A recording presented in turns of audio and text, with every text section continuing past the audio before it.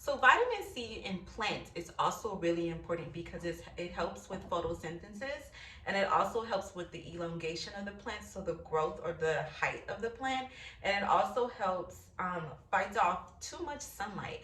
So if, like I said, knowing your skin type and knowing your type of plant is very important, because if certain plants don't like a lot of light, a lot of plants like, what's a plant? The fiddle plant, that's very common. I have one. I'm gonna take some clips and I'm gonna send them in to show you my plants.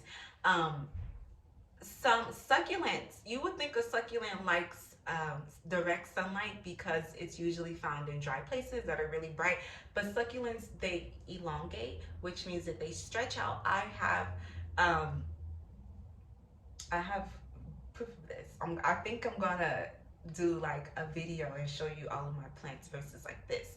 But when a succulent has too much sunlight, it stretches, and succulents are supposed to stay really short and cute. So I have a succulent in my window right now that got too much sunlight and it stressed out.